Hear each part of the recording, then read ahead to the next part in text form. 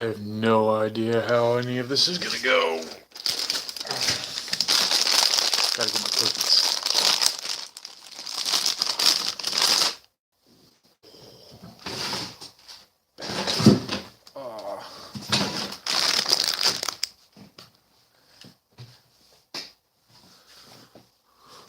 I got a table now.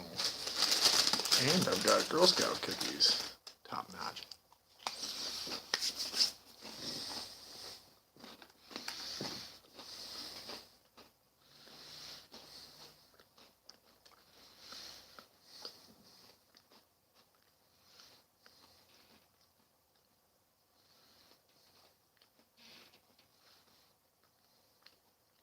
I'll see how this goes. Yeah, that sounds pretty good. Okay.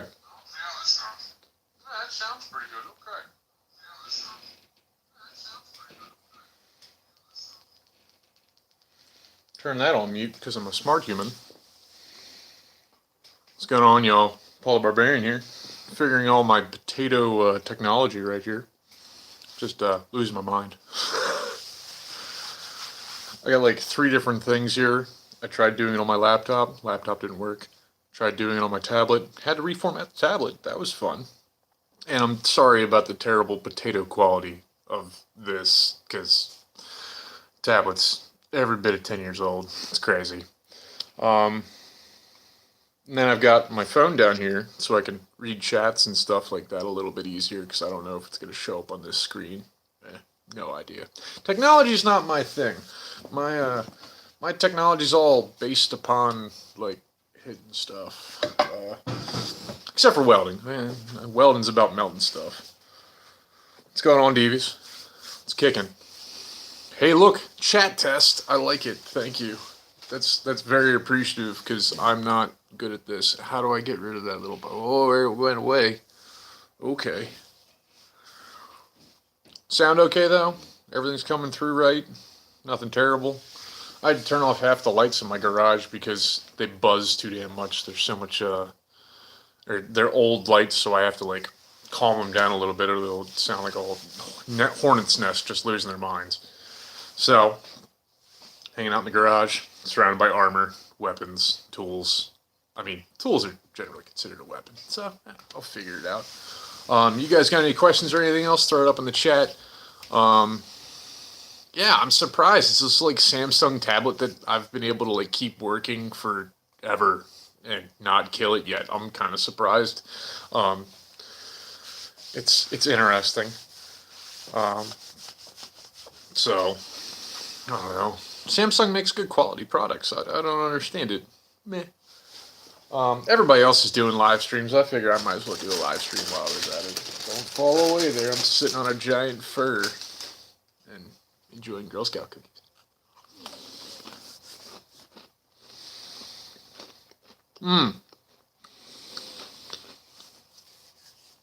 Best fighters in the ACL. I gotta say, pound for pound, Simon's pretty top end, like scarily good. Bam Bam's, Bill's really good. I enjoy Bill. Best pound for pound guy, probably Brian Durrani. Brian Durrani's just a nut job, and I enjoy the hell out of him. I love hanging out with the guy. Love doing all kinds of stuff, but fighting him's a bear, because he can stick through a grapple. He can take damage, and he's got no gas tanks. Like, that's like pretty top end, no gas tank kind of stuff. Jay, tactically, and delivering that pain is just top end. Can't argue with it. Let's see. Yeah, those are probably some of the best fighters in the ACL. As is, hey look, Charlie's gonna message me. I miss Charlie. Charlie Brumfield. I'm just gonna... Charlie, if you have any idea what I'm doing. I don't know why that screen keeps doing that green blotchy thing. No idea. I'll just have to deal with it. Meh. got a couple things going on right now. Charlie Brumfield and his company Artisan Dice. I'm going to be talking about them in a little bit. They're doing some crazy stuff for the emergency workers and everybody working in the healthcare industry and everything like that. They're doing some great stuff with their company down there, and they're switching some gears, getting some things taken care of some people. But I'll read about that later. They've got a whole blurb that I'm going to read out. The helmet, I had it made by Ilya out of Baltimore Knife and Sword down in Marysville, Maryland. That helmet's $13.80 Novgorod. It's actually not really all that easy to like pinpoint the rest of the armor that goes with that thing. And I've been yelled at by several people. It's almost not documentable. They keep telling me, which I think is a load of crap, because there were enough people in the area. Novgorod was a major trading hub. People from all over the place were going in there. Condish, Chinese, the whole kit and caboodle. Everybody was running through that place, so I don't really understand how it would be undocumentable to use the Italian with it or whatever. But you know what? I get yelled at a lot by lots of people, so I can't really do a whole lot about that. But sitting right there. Can't get the labels in. I'm not getting any money from these people. I wasn't showing anything. Ooh!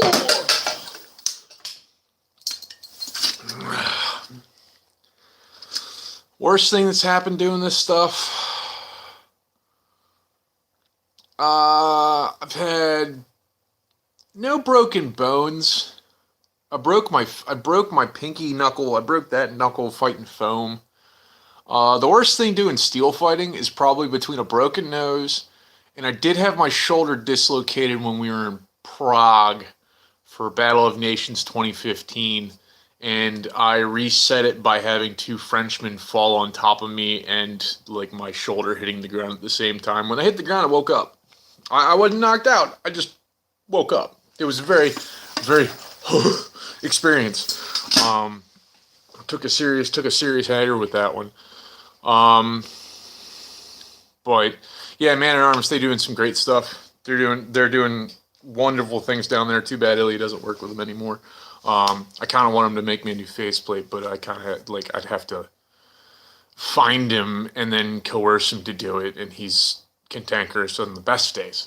So that is what it is. Carl Fisk is like, he is a consummate athlete. Guy trains all the time. He's working with swords all the time. Everything he does is basically in the forward of his acting and everything else like that. Weapons format's just top end for him. He already has to fight people with swords and not hit them. I'm like, dude, just follow through. And he's like, awesome. I'm like, yeah. He's young, exuberant, lots of cardio. Man's a machine. Love the death of him. He's a good guy. Hung out with him a bunch. We've traveled a little bit. He's good times. I like Carl Fisk. He's one of the few guys that have come in, done really well, and like actually been a decent human being. It's been pretty fun. I thank everybody for tuning in. This is I don't really do a lot of this kind of stuff. I do wind sprints, but I want to thank everybody for tuning into this thing. I'm gonna do something gnarly about middle way through. It'll be interesting. I'll probably be on here for about an hour or something like that. Just if you guys keep giving me questions and stuff like that, I'll keep throwing answers at you. Cardio is wind sprints. Basically, I do suicides, 10 yards and back, 20 yards and back, 30 yards and back. I do hill runs. I do a lot of burpees, all that kind of junk. But the fun thing I've been doing has been tennis. Tennis includes hand-eye coordination, good foot speed, major direction change. Agility just goes up and up and up when you have two people trying to whack. I put two people on the other side, and I start fighting them. Hitting balls back and forth, and it makes me run around a lot more. Keeps me running, and if you got to get my big butt moving, it takes a minute. I like rowing machines when I go into the gym. I hit the rower. I do a lot of skull crushers. Take the thing and throw it behind my back. Crush it up and down. But a lot of shoulder stuff, a lot of back stuff. Most of my workouts are generally, I don't do a lot of heavy lifting. Heavy lifting really doesn't. Heavy lifting's good, and it's good for finding your personal levels, but at the same time, heavy lifting also like enhances the risk of you hurting yourself. I don't do deadlifts anymore. I do squats. I do squats on the occasion. Um, most of my leg strength and everything like that is based upon like my running and doing stairs. Like pushing yourself up a set of stairs will build muscle like a mo. I wrestled back in high school, and that was one of the biggest things they did for us, and all of us got huge while we were doing it. Um, so that's been kind of in my workout plan. I do curls every day because every day's arm day. Like you could always make the guns bigger. That's kind of the thing. So, uh, so workout kind of stuff's pretty even keel. Do a lot of agility stuff. Rugby drills are pretty good. A lot of agility drills and everything else like that. Hot feet, jumping ladders, doing all kinds of stuff. A lot of footwork. You got to work on your footwork because you want to be able to keep a balance while you're moving and you're trying to make decisions quick on the battlefield. So, what weapons do I use in duels? I mean, it really just depends on the duel. Like, I fight sword and buckler a lot. I love sword and buckler. I'm a lanky bugger, so I like reaching out and touching people and having a good time with that. Also, I've got my rattan fighting has made my single saber or my sword and buckler work a lot better. Um, so that's good for cross training and everything else like that. If it's a longsword duel, it's a longsword duel. Got a longsword. I'll fight you with it. Um, and if we want to use two axes, two axes. That's always a good time. But it's just generally match weapons form for that point in time. Um, Conk. I don't know who Conk is, but what's up? I like it. Um, I'm just going. I have a phone down here because the thing on my page just goes away at a time. Yeah, dual axes are always. We've been trying to figure out how to way to do dueling axes other than like long axes and stuff like that. Because you do polearm fighting, you do polearm fighting. So I'm looking at my phone down here. I've got this for like looking at comments because they go away on my screen for some stinking reason. I don't know how to change that. Technology again, not my best time. Yeah, bonk bonk. Step on the dead. Bonk bonk in the head. Step step on the dead. Um, do do do. Do I have a certain strategy when I'm fighting? Um, Certain strategy for fighting. It really just kind of runs along the same lines every time. You take the initiative. When you're in a hand-to-hand combat kind of thing, if you start out the fight and you put them where you want them, you make them dance to your tune. I usually am a little bit more aggressive just because I want to set somebody up. If I'm doing a one-on-one duel, I'm usually a little bit more aggressive. I'm a little bit more aggressive. I sell them blows. I make them understand that they have to defend what I'm swinging. And then I throw something different at them. And I clock them. That's how you do something like that. Or if you're staying at a distance, playing this range game, playing the range game, and then you step in and just elbow them straight across the jaw, done. Um, I've always been one to be a little bit more aggressive about things and try to put them down on the ground as quickly as possible, kind of shock and awe kind of thing. I always like that one. Um, so that's how I've been going about my fighting. Um, so it kind of runs along the same line. Ooh, my disadvantages. There's lots of them. My disadvantages. I'll just tell you straight up. I don't feel. There'll always be somebody that will kick your ass. There's always somebody out there that will kick the crap out of you. There's no issues out there like that. Like you know that there's somebody else that's going to kick the crap out of you. There's no question about it. It's just how you deal with it at that point in time and how you deal with that human and get your crap kicked in. Disadvantages for me, I do overstep sometimes. I overreach at times. I lean with my blows because I try to reach out and touch somebody. That's a problem that I've been trying to maintain and like keep myself from getting overbalanced and everything else like that. You lean too far forward, you put your head further, like you get your head over top of your feet, you're just going to go ass over tea kettle, and that's all that is. I don't have the best. My cardio is okay. I can go for round after round after round after round. It gets a little sloppy there. But we could always work on cardio. There's no question about that. Fitness is always like a thing that you need to have. So that's kind of that. I'd say that those would be my disadvantages. And yes, going for my legs though in steel fighting, not nearly as workable. And if I'm having a sword fight, you go for my legs. I know how to deal with that. I know how to void out the leg and hit you right across the skull and have no issues doing it every time. A lot of people try it. A lot of people miss it. So,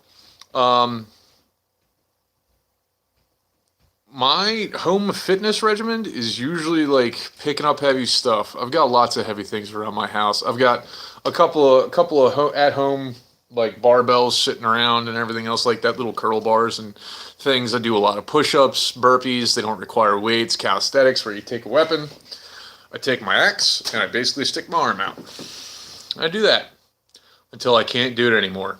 It's terrible. It's horrific. If anybody's watched the old what is it, like 2004 or something like that? Thomas Jane Punisher. I like that one. Landmine. Hell of a workout. So home fitness and stuff like that have always been kind of my gig of just picking up stuff around my house. My work also requires me to like pick up heavy things and do things with them. So I just pick it up, walk around, do the thing, put it back down. It works. I also throw hay. I throw hay for a farmer down the road, so every one of those things weighs 30 pounds, and I pitch it 25 feet. So that's a little bit more of my workout, but that's just kind of working stuff. But I work out every day. I try to put in some work every day just to keep up with it and keep it going. I have not touched a rumfire since that fight. You know why? It's a goofy, wiggly butter knife. I did not enjoy. It was a fun weapon to use, and I did my best with what I was given. But I watched that fight afterwards, and I'm like, man, I'm not good with that thing. That thing is goofy. I take the good Fortune Steel doing more work, keeping stuff up. But the Rum-Fi is just a goofy weapon. I enjoyed it. It was fun. There's another thing called a Warbrand. It's basically the same thing. It's a little bit narrower, a little bit less nearly as heavy-ended. But those are pretty cool. They got a big moose knuckle at the end of them. But I don't like nearly those things nearly as much. I like having a two-handed axe. Or I've got my bat. They're never going to allow me to fight with this. This is terrible. This is like basically a baseball bat with a I think this is a snowplow blade put into it. It's riveted all the way through, all the way down through all these holes. It's just horrific, and funny as hell. But I've hit people with that. They don't like it. They don't enjoy a minute of it. My weapons are all over the place. Like I've got Charlie Brumfield, Bohurt Tech. Micah Joel, he makes a bunch of stuff. He was on the same episode as I was. Micah makes great weapons.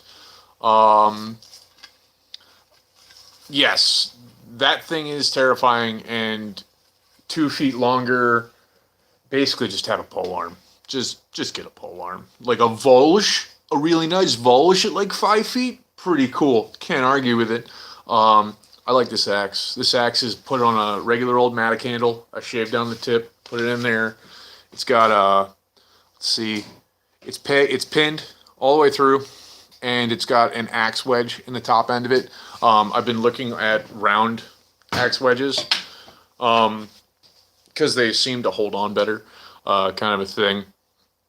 So buying a new armor and like helmet and suit, it's kind of. I have a suit. I have a suit that would probably work. The only thing I have to change is my helmet and the arms. Most of the other suit that I have would fit any other kind of category. I'd probably run a nasal just because it's sport optimized. At that point in time, you might as well. Can't argue with it nearly as much. So like breathing and everything else like that, you can't get in the way of it. I'm looking down here at the comments. I know it's not nearly as professional, but I'm charging a phone and I'm dealing with a whole bunch of junk. So what do you my 10 G's, it went to work. Like I fixed my truck. I did buy a yurt and a buffalo hide for $1,500 because that was a hell of a deal, and I couldn't really argue with that deal at the point in time. But that was probably the best deal I could ever get on that kind of stuff. The rest went to like life stuff. My truck had a broken transmission, which then blew the engine, like, and I had to fix the cylinder in it. Great times. Yeah, so it was kind of nice to have a couple extra G's floating around to just throw at it. Plus taxes. Taxes hit you like a truck on that kind of stuff. I'm not going to go into my tax details, but it's pretty rough. So somebody asked me how I got into steel fighting. So my fighting career spans 12 years now. Oh, 12 years. 12 years of fighting, starting in foam fighting. In college, I went through a real bad breakup, and then my buddies are like, hey, we should go camping and hit each other with sticks. I'm like, I'm down. Sounds like a good time. So I started Dagger here up in Frostburg. And then as I progressed through a couple of years, I had a random guy show up. His name was Shite, and he's like, you'd be a good fit with our crew. I became a two-chuck. So that's pretty straightforward. Doing some rattan fighting. It's a pretty hardcore crew, dudes. Extreme violence. Couldn't argue with it. And then my buddy Andrew, Dion, hit me up and he's like, hey, you should come and check out this steel fighting thing. I hope it was interesting in a good way, Ethan. And I apologize if I don't exactly remember you. I get hit in the head a lot, so it doesn't stick anymore. So my buddy Andrew says, let's go out to the steel fighting practice you can watch. And they're fighting across, they're doing all kinds of stuff. This is pretty like low end and the early end. This is like 2014 when they're steel fighting out there and doing all kinds of stuff. So I'm like watching this practice go down. Whole bunch of old heads are there bouncing around, Jay, Andre, and all them. Zork gets hurt. If anybody knows Captain Zork, he does a bunch of different things. He's been an announcer for IMCF. He's done a bunch of different videos. He's made a couple of documentaries, USA Nights, and out there. Does some pretty cool stuff. I like Zork a lot. Zork got hurt during the practice. He walks over and he's like, hey, I'm going to make your day. And he just matched our hip. He took his hand, he stood next to me, he put his hand on my hip. He's like, where's your hip bone? And I'm like, there. And he's like, that's close enough. He's a tall guy. He's like, I'm going to put you in my armor. We'll see if it fits. I fit in his armor. I then had a field day. Punching, kicking, tackling, and just throwing people around a ring. And Andre and Jay went like, you'd be pretty good at this. And I'm like, yeah, you know what? I'll take a look at things. This sounds pretty nuts. 2 months later, I was with Ilya figuring out a helmet. And he was sizing me and doing all kinds of stuff. So that's how I got into steel fighting. It was kind of a crazy go, a little bit of a whirlwind situation. I built my first kit before I went to Poland. I was building it in my garage, like in this shop, the week before I left for Poland. Didn't know if it would fit in like didn't know if it would be too heavy or whatever, like how I was going to pack everything, how I was going to get everything done. It was wholly crazy. Yes, I have heard about Wasteland Weekend. Simon's been trying to get me to go out, and if this happens this year, I'm definitely down. Like, Wasteland Weekend's going to be the situation that I'm going to go to, and I'm going to have a wild time doing it. It looks hysterically fun. So... you know what? Size and steel fighting, Ethan. You bring up a point. I will film it. Have no worries. Me going to Wasteland Weekend will be a series of videos of me losing my mind in the desert. It's gonna be a wonderful time. Ethan, size and steel fighting. I know I'm a big dude, and I know that like. It might seem jaded coming from me, but I also coach people. I also teach people how to like do this sport. I have a guy who weighs like 140 pounds. I can pick him up and throw him. His name's Gunner. Love Gunner to death. Fast lacrosse player, kicks ass. Gunner's like, I don't think I'm big enough to do this. I'm like, you're too fast. Literally, there's a guy called the French Ninja. French Ninja made me look like a rube in Denmark. Threw my ass through so hard. 5'10" and 165, you ain't small. You start working out, like, you start getting your, like, pumping iron, putting the weight on, like, that's, you could do some work at 5'10", 165. Like, you can do some work. Also, if you're agile and you're fast, you can just kick, like, if you can stay out of reach of people, don't let them get their mongoloid hands on them. Like, don't let me get within, like, arm's reach of you, which is 4 feet. No denying. But you can take us out very easily. It's like, if it's the least amount of force you can put on somebody to knock them down. It's the most efficient way to do it in this sport. The quicker you do it, the most clean way you do it. It you don't have to be monsters. You don't have to be a gigantic human to do steel fighting. It's nicer, I will tell you that. But if you're quick and you have good feet underneath of you, you have a good head on your shoulders, and you're able to make quick decisions to get across, you can do some serious work in this sport. I've watched Gunner take down dudes 3 times his size. I've watched him just like trip people up and just watch him go, oh, how did that little guy beat me? You know, like, because you overstepped and he kicked your foot. You fell over.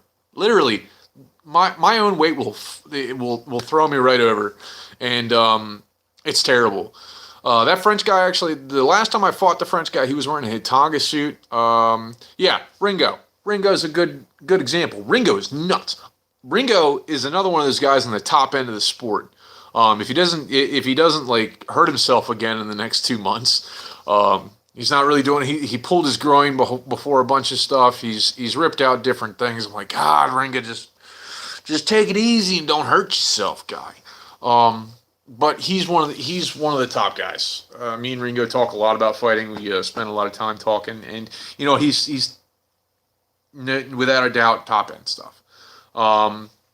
So lower center of gravity is always good. Maintaining a lower center of gravity. Like I crouch down a lot. I lose 6 inches of my height fighting people, because standing straight up will just put you straight back on your ass. There's no question about it. Like, you just fall over at that point. So, but otherwise,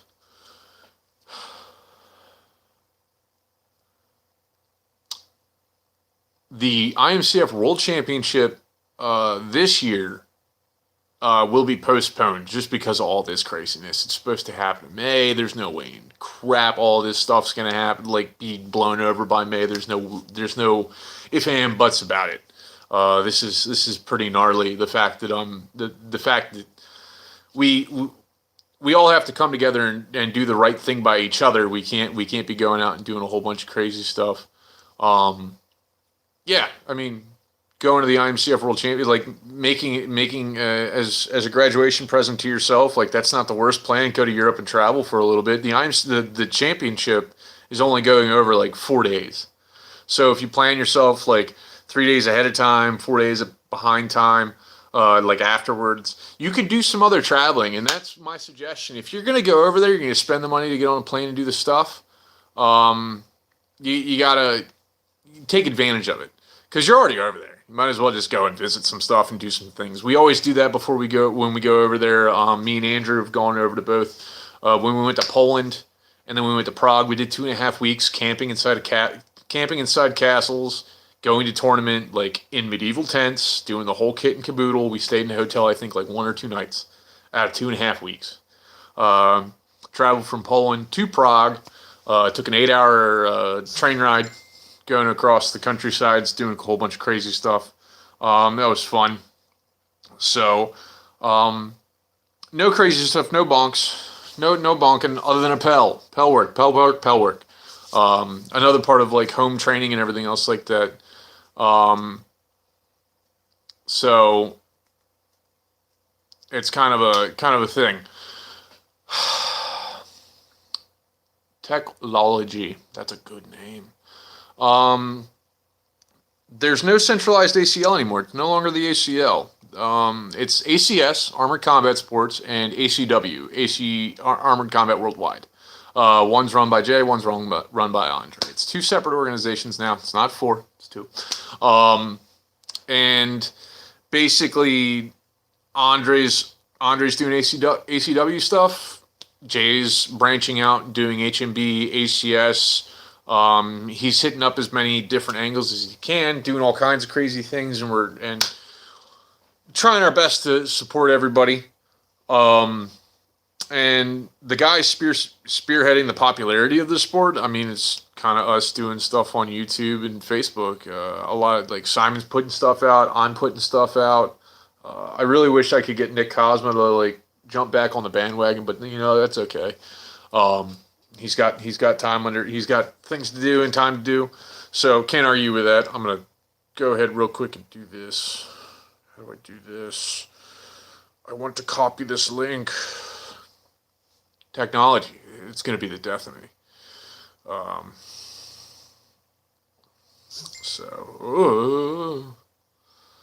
how do I keep getting messages. Hey man, Ryan Weaver's a good time. Love Ryan Weaver to death. I've known him since I started in the sport. He was he was one of the armorers that was at that practice I went to. So, like, Weaver makes good things. I'm not ignoring you. I'm posting something. I feel that I should post something. Like the link to this or some crap. I don't know. Creating a post. Hey, look at that. Technology.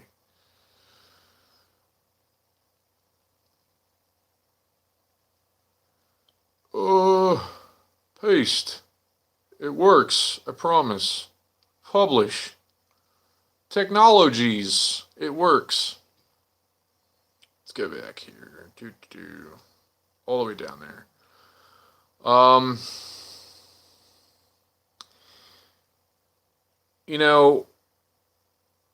Combi actually is okay now. Combi, like, right beforehand, Combi was getting put up for oh god, promotion. He was going for promotion. Can't really walk in front of a whole bunch of tankers with a broken leg. Combi couldn't put weight on his leg for about a week. It was real rough on him. We didn't feel good at it. And the stinger that I had, I couldn't use my arm for a little while. Like, I was kind of on an adrenaline rush at that point in time. And I couldn't feel what was going on with my back and my body. I didn't really want to get crippled in that situation, because at that point in time, what are those other two teams going to do but beat the crap out of us? Like, what's Combi going to do? Stay on the rail? And what do? Stay on the rail or try and pull them off and try and, like, go to the other side of the ring? It's just going to split up into 2v1 on each one of us. And to possibly, and to be realistic, at that point, it's get turned into paste or, like, live to fight another day kind of thing. And I wasn't, I was upset that they wanted to tell us that we shouldn't be fighting the next round. But at the same time, the first thing I came over to Combi and said, like, within seeing his face and hearing him, I walked over, sat down next to him, like, it's not worth it. 10 grand is not worth a career. It's not worth like all the medical expenses that are going to come out, everything else like that, because it's still on us. Like, we understand what we're walking into. We can't go and, like, claim a whole bunch of stuff from these, like, medical costs are kind of on us, and that is what it is. There's no question about it. Combi's my teammate. Combi's been my teammate several times. We've gone overseas and fought together. I love the man to death. And I don't blame him in any way, shape, or form, or anything which way to do with that. Shit happens. That's all it is. Things happen. Can't get around it. I'm glad that Combi was in good shape afterwards. At least generally, he had to go to the hospital. He couldn't hang out with us afterwards and everything like that. His wife did thank me though, and I was like, look, I was thinking for him, thinking the best for him and everything else like that. It just needed to be taken care of. So. It is what it is. I respect all them fellas I was in the ring with, and what I said on the show, it's our responsibility to, like, make our own greatness, to manifest our own greatness. Like, that's what it is. And being in the ring with those fellas and being at that level of competition. I mean, I've been at that level of competition with all of those fellas on the world stage. We've all competed for medals together, except for Carl. That's the only guy that I haven't fought with and, like, fought for medals with. So all of those guys were, like, top end of my league. I respect all those fellas, and they were all teammates of mine at one point in time or another, and they're always my teammates after that. So it is what it is.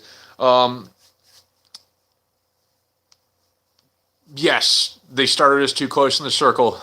It is what it is. It's 2 years over. I can't really do the whole thing. So, yep, Kyle. Wait, where are you? Like, Kyle, are you in the War Rams? Is that Reno? Because I heard tell of somebody having my picture on a wall, somebody else in their gym, and I think it was the Reno War Rams. But yeah, we got it's unlucky or whatever you want to call it. It wasn't planned in any way, shape, or form. They just didn't really think. And I don't really, it couldn't have it wouldn't have gone any other way. Otherwise, like somebody was going to get too upped on, so it wasn't really what it was. Um, there's no offense taken at all. Everybody gets hurt. There's no worries about that. What teams are you guys with? You guys say you're like your teams and stuff. Like, who are you with? I want to know who you with. Like, I got other steel fighters in the chat. I want to know about what you're doing and like who all you're with, because you my boys. Um, Getting into a clinch, wrapping up with people, hugging. Not the best plan. Don't get in a hug. See, there's Salt Lake City. Um, is that Omer's team? I can't remember if he's in front of the Crusaders or if he took the Wolfpack or whatever it was. I can't remember. Clinches, hugging. Don't do it. Don't grapple with people unless your plan is to grab two people at once and you can hold on to those two people. There's no reason. If somebody gets latched up on you, try to get free as much as humanly possible. I'm telling you right now, Muay Thai clinch. If you don't know what a Muay Thai clinch is where you keep your elbows and your arms inside, like work them. Cincinnati Barbarians, gotcha. Yeah, Brock, good times. So Muay Thai clinch is where you get your arm and your forearm inside the shoulders, like inside on the chest. They can't push you anywhere past this unless they get your arm down, which you want to get it out and you want to maintain that much distance. Like that's where we're at. You want to work out of that, and at that point in time, you can dip your head down. If they've got an arm over the back of your neck, yeah, I know Brock. I fought with Brock. I think it's the right Brock. I do believe so. Aha. Des Moines Doombreakers. They've got a great name. Can't argue with that. If somebody's got an arm across the back of your neck and you're trying to like get out of that, you can't really get out of it because it's a really good handhold. So at that point in time, you Muay Thai clinch and then you dip your head in and then you basically pop your arms up because your arm's underneath of theirs. If you can go do this and then just step back and put your head back up. It's all it is. It's a dip, elbows up, chicken wing it, and then dip out. That's all it is. That's how you get out of those. That's how you kind of get out of those clinches. Because most of the time, if somebody's got their arms around you, they're hooked up with you. You've got they've got a hug on you and everything else like that. You don't want to be there because if you try to throw them on the ground, they're just going to go with you. They're going to take you with them. It's really hard to get out of those hugs without like having collateral damage of you going with them. Also, if you are a good fighter and they're a not so good fighter, or they feel like they are not like physically apt enough to deal with you, they will suicide. They will take a good fighter out of the fight and themselves just to take you out of the fight. They've done it a lot. I get double teamed, triple teamed a bunch, or I just have one dude that just comes over and jumps on my head. Literally just jumps up, grabs a hold of my helmet, and just tries to pull me down as much as humanly possible. And sometimes I get out of it, and sometimes I don't. Sometimes they just like get me from behind, pull my head back, and I'm like, what? How? Can't deal with this. And then I get hit by somebody else and I fall over. It's a terrible time. But that's just life at that point. So that's kind of been how I deal with grappling. I don't want to be there anymore. I don't want to grapple with anybody unless it's my job to deal with two dudes. Like if I just want to take two guys out of the fight and put them in timeout, Andrew does this a lot. Andrew will grab up on two guys, put them in timeout, sit in a corner, and just sit on a guy. He doesn't want to go down, but he's stuck against the rail, and he's between Andrew and the rail. Like there's no real getting out of that all that easily. So that's kind of been our situation, and what we kind of do is try to stay out as grapple as much as humanly possible. We try for the good cross route to get cut through holes, punch through things, get through some stuff, get past people and get behind them, taking more of the field, using more of the corners and everything else like that's a little bit more of what you want to be doing. You want to make them like not know where the hell you're going and not understand what's going on. So that's kind of been my feelings on how to deal with clinches. You can't just wail at them. You have to you want to get yourself safe. You want to put your back against the rail, and then pop your head out and get out.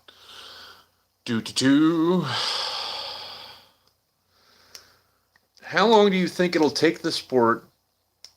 Will be taken to the next level, and what's your opinion on the popularity in Europe and Russia? Relating that question to armor and competitor availability. The Russians are willing to bring people out. The Russians are ready to bring people out and do M1 stuff. They want to do singles fighting. They're bringing all kinds of Ukrainians in. They're fighting Russians. They have some French people coming in and doing stuff. They are trying to promote as much as humanly possible. And realistically, this sport's a niche sport. There's no question about it. If it was put on the Ocho, I'd be stoked. We've been on SportsCenter a couple times. We've been on ESPN2. So that's been kind of interesting. Going to Russia and fighting. Like, M1 is only Russia. Like, M1 is Russia. And Arnold's. The Arnold's Classic we were supposed to go to in March. That got canceled.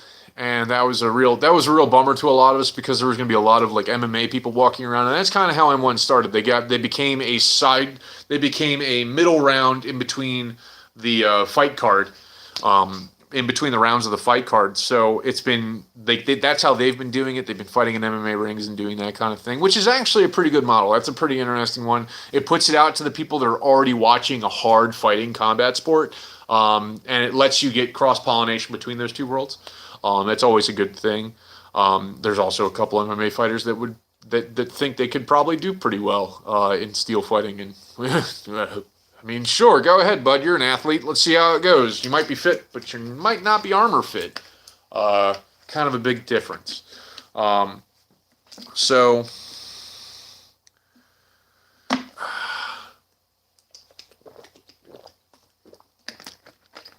do I have a certain mindset when I go fighting? Is it more focused or like a berserker? I have, as much as I seem like I'm a berserker, I'm always thinking 2 more steps from where I am and what I want to be. Unless I'm really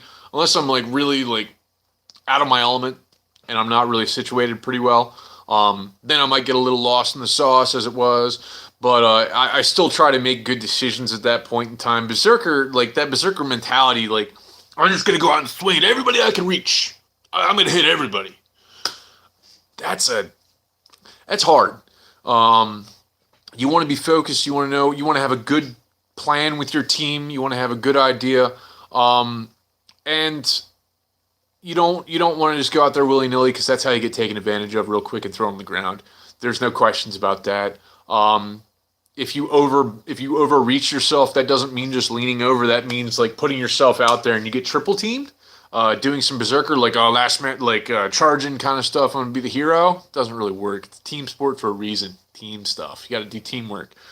Big thing for the Atlantic Fur Swords, Wheel of Pain, and the Baltimore Huns. So it's kind of that situation. I don't consider myself a berserker. I go in a little bit more focused. I've tried to stay as focused on like what the goal is and what we need to be doing as a team and how I set up for other teammates. If I'm doing something that gets a lot of attention, which will happen, I'm trying to set it up for 2 of my other guys to clear out 3 guys at once. I want to see them get clean takedowns, and if I can stay up and stay clear, I'll get to the corner and be safe, and then get away and do all kinds of stuff. You try to set up things for your teammates. You don't want to just be like try and be a hero out there, because it's not really going to work. It's 5-on-5. So if you're by yourself out there trying to fight three other guys on one side of the field, not going to really work out for you. Best weapon for the sport. That's kind of a different thing. It doesn't have to be a lighter fighter, lighter weapon kind of thing. I've seen John Slowey. He throws a big heavy axe around, and he's probably only 160 pounds at a 5'10", I think. I can't remember. I don't. He might be a little heavier, but Slowey's also a Marine. Or he's a military man. I can't believe. Yeah. I think he's a Marine. Slowey's a nut job, but he also hits people real damn hard. Can't argue with him at all. I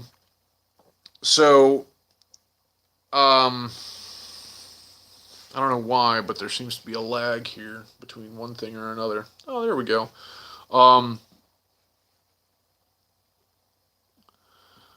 Full plate, bigger plates. That small Russian plate I have, not good. If you get hit by big axes, you will know it drastically sucks. Simon clocked me a good couple times, and it was gnarly. You saw the aftermath of that. Brigandines are pretty good. Can't argue with Brigandine at all. For doing steel fighting, at least, chain is horrific. Chain for steel fighting, it doesn't do anything. It's about slashing. It's about stopping slashes and stabs. That's not really all that great for blunt force trauma, and that's kind of what we're dealing with. So brigandines, coats of plates, Corzinas, full Gothic plate, all that kind of stuff. Those are a lot better. Bigger the plate, the more disbursement you have. Force and physics, it's a kind of a thing. It will get heavier, but here's the thing. That small Russian plate weighs a lot because there's a lot more overlap in between each one, so there's a lot more metal. There's a little bit more metal there than there are in some other things. It's also a lot of leather and a lot of string holding that together, so it's all based on a big leather piece, which is also heavy. Weight does get heavy over time. Like, you get tired and you're fighting for a long time. That doesn't really get into kind of kicks your ass a little bit. Weight, this axe is, I consider this axe fairly light. It's got a heavier head. I like a heavier head. Your handle doesn't really need to be super heavy. Maybe a little bit of a counterbalance just to help you bring it back a little bit quicker. But a good solid axe head will do good work. I can still move this thing pretty fast. Most people can move this thing pretty fast. Speed and force equate a little bit to each other.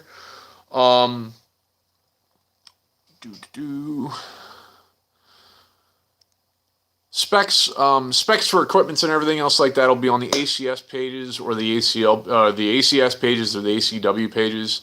And then check out the IMCF rulings. The IMCF rulings are pretty straightforward. I know that you can't have any metal. You can't have any metal on the striking on the forward pointing edge or whatever it is. It has to be made of wood. It has to be historically accurate, and it has to be bound all the way around. It has to have rawhide around the edge. You can't just go out with a bare edged piece of plywood or anything else like that. But you can use regular plywood. I mean, most of it's made with like 1/2 inch, 3/4 plywood. So you bend it, you get a little bit more fancy with it. It gets a little bit more difficult to do. But that is what it is.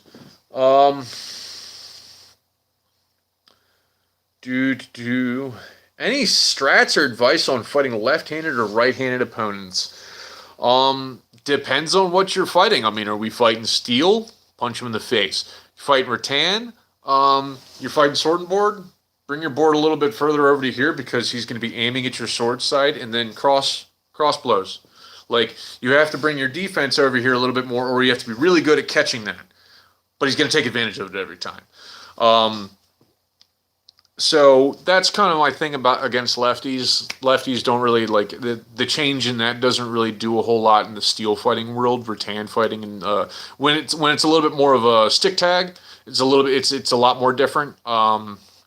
Just because they're hitting you with the stick instead of just knocking them over, kind of thing. So that's kind of the left hand versus right hand. Just give them a good thug and you'll be fine. Always remember, like, it doesn't matter who the person is. Like, they're going to be more dominant on one side than the other one. So if you know that they're a lefty, they're going to be dominant on their left side. So their left side is the strong side. Their right side is going to be a little bit more muffed up. Kick the right foot. It's not nearly as good at stepping. Kick it out. If you can work them to one side or another, like, get it to one thing. Yeah, when in doubt, punch him in the mouth. It's how life goes, right? That's how you deal with things. Big competitions. So, since the ACL split and everything else like that, so there's nationals of both organizations do nationals. Utah, like Salt Lake City, FitCon, they're definitely going to be wanting to do a little bit more there because it's more public, more people, more eyes. That's going to be a thing. I'll probably go out to that. Let's see. They did one in, I can't remember, Cole Fowler. I don't know. I can't remember where you friggin' live. God. Why is it not the Cox? The Battle Cox. I can't remember. My, like, going to events and stuff like that, I go to as many as I humanly can. I fight for other sports, so it's kind of like balancing that schedule out as much as humanly possible, practicing as much as humanly possible, doing as much workout as I can. More helm time's always good. Can't argue with that too much. So that's a little bit more of a. I go to as many as I can. Yeah. That's the same thing, King. Like, sign up for both and do both. It's kind of what I did. So that's my suggestion. Do as much. So how much do I think how much do you think in a year you spend on fighting, traveling, armor upkeep? Whoa. Just for steel, right? Just for steel, not for all the other things I do. I probably spend every bit of like $5 grand. That's the low end number. $5 grand is a low end number. For upkeep and all that kind of stuff. I fix armor constantly. I help others fix armor. I fight foam. I fight dagger here. I also fight rattan fighting. I go to a bunch of SCA events. I go to my own two-chuck events. I fight year-round, and I fight as much as humanly possible. That's kind of been why I've like done as much, why I have as much under my belt as I do, just because I like get as much things done. Most dangerous weapons you have used or have had to go against. Polearms. Polearms suck. Like, really. I'll tell you. Okay, pole hammers. Pole hammers are terrible. They're not actually pole hammers. They're a pole axe with not Simon with any weapon. Simon with pole, like with poles. Simon with a falchion does not frighten me nearly as much. Simon with a pole scares the crap out of me. Just because of what he is with that damn thing. But at that point in time, I just stay away. I'd stay away from him. If he's got a falchion and a board, I'll be like, okay, I'm gonna get behind you. You're gonna get distracted at some point in time. I'm gonna get behind you. So that's kind of my thing. Pole hammers, the pole axes with hammerbacks on them are terrible, and I don't think they should be allowed in any sport. They're allowed in bottom. I don't like them because they can be turned around and switched up, and like you can accidentally hit somebody with a pole hammer end. I have stood up through it. It sucked. Hit me where I didn't have armor. It was terrible. But it was an accident. It was left as an accident. No one's going to yell at me. Yeah, that kind of summed it up, didn't it? They suck. They're terrible. They hurt a bunch. If somebody started to swing a pole axe at me, I block it out with one hand and put it down. Be like, no, you're not allowed to hit me with that anymore. I'm not dealing with your crap anymore. I usually try and take it from them. I don't like people like swinging willy-nilly at me. Kind of not my thing.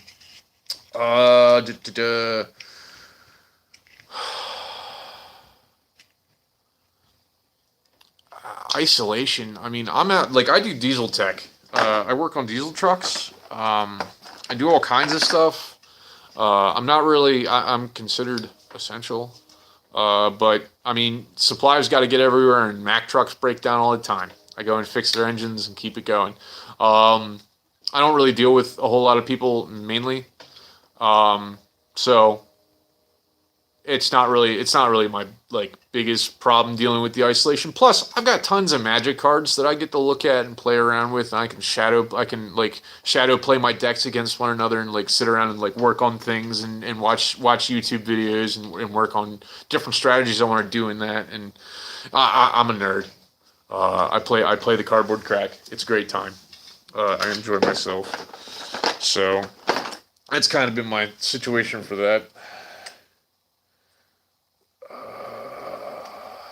How in ACL does a longsword or similar ever really hold up to blunt force weapons like a two-handed axe or two-handed mace? The thin bladed never seem to hit hard.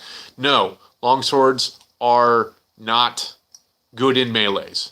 They're good for longsword fights. That's all they're good for is longsword fights. I've seen people use them. They use them as like a pole hook. At that point in time, you could just run around with a pole axe, with a short pole axe with a small head on it, and you'd be just as well set up. How does this work? Why? I want you to work. Don't worry about me. I'm just playing around with stuff. Yes, I play the Magics. I enjoy the Magics. Oh my god. Oh my god. That's crazy. Don't worry about me. I'm just futzing with something that's really dumb, and it's something that we should all do as bearded human beings during this crisis. Yeah, I play EDH. I don't play standard anymore. I don't play modern. Pioneer looks dumb. No, stop turning on. Damn it. So most expensive or impressive impressive suits of armor. I gotta say, like, German Gothic plate is just amazing looking with all the fluting and everything else like that. It's just the prettiest stuff in the world. Most of the stuff Milan, 15, 1600s was pretty nice. Anything from the 1700s is almost like 3/4 of that armor is made for funsies. The 1700s are a little bit less about full. That's when full armor kind of started going out the wayside, just because the flintlock pistols and gunpowder were getting better. So, like 1700s and all that kind of stuff, it was a little bit more of showy armor, but it's still really pretty. I can't argue with it at all. So, that's kind of a thing. Yeah, no longswords. Longswords and melees don't work. Not really the best time in the world. Ooh, it does things. What the hell? I don't know what I'm doing. Strangest armor I've seen fighting steel. Very small plate lamellar, like tiny plate lamellar, like it's like that big.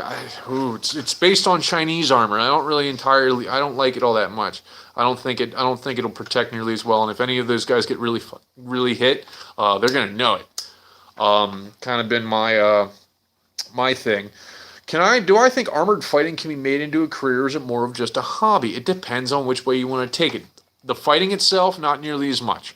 It's like any other fighting sport. You're gonna get hurt. It beats you up. You're only as good as long as you're good. Everything else, I mean, Jay runs a gym. There's a gym down in Texas. Warlord Sports Academy does stuff.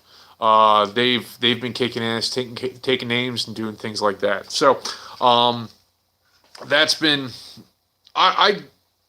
a career. I mean, it's more of a hobby for me than anything else. I coach and I do things, and we do practices and things, and I've got this YouTube channel, but this isn't peanuts.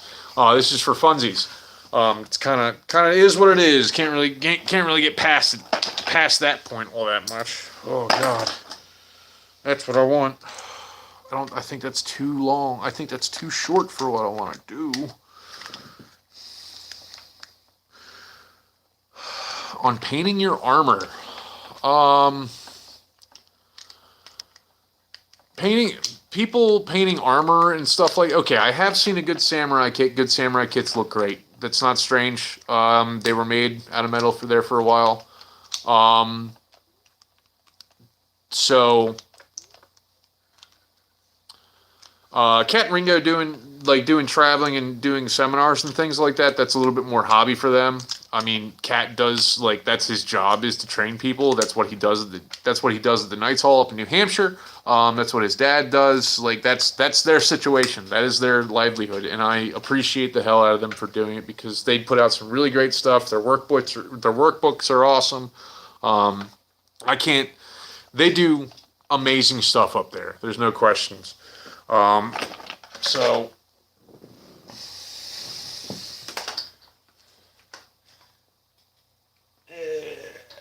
excuse me for a moment. Oh, there it goes. Good times.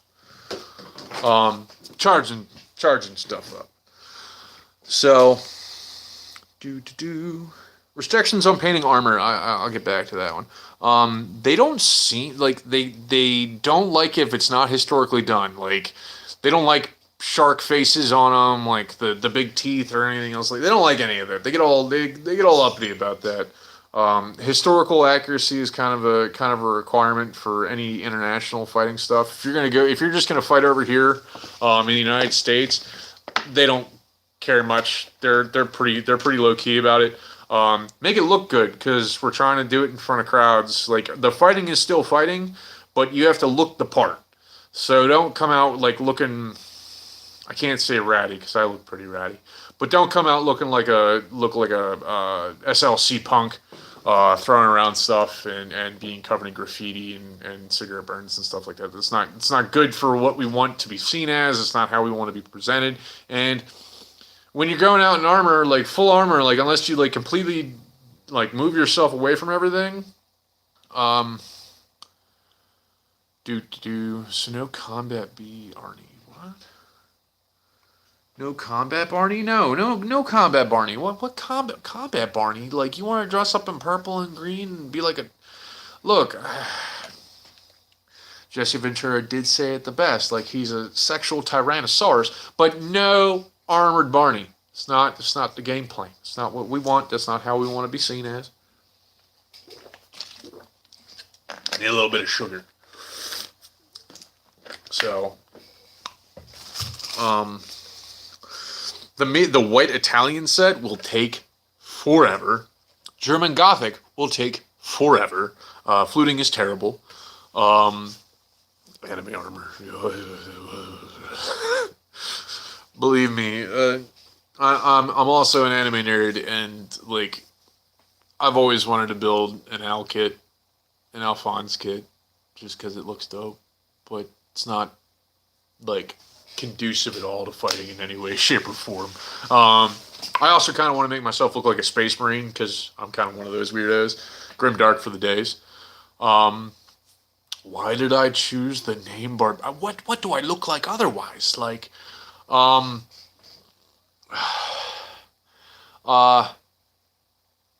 they kind of gave me that name. Well, no. Here's the fun fact. Favorite anime? Oh, I gotta say Ninja Scroll. I did enjoy Ninja Scroll. All the Miyazaki films are pretty top end. Yeah, get out of here with your pustules and stuff. Nargoli guy. Blood for the blood, got skulls for the skull throne. Solid. That's all I know. But Ninja Scroll X, the TV series and the movie. I've read all the mangas. They're pretty decent. Castlevania on Netflix. I don't care, like, if it's new age or whatever, like, whatever it is, like, it's still dope. So that's kind of been, I enjoyed that very much so. Kind of a thing. So, out of everybody I fought, who's the person I most enjoyed fighting? Steel fighting. Like metal swords and stuff. Brandon Knight. He's probably the most fun fight. He took me, like he pushed me and made me like fight to a level which I realized in my head, I'm like, I can't, this needs to change because I'm not going to let this go down. and it needed to be real hardcore. So I was like, let's get it. Kind of been a thing. So yes, the sass in Castlevania is pretty fun. The refined gentleman, as it were.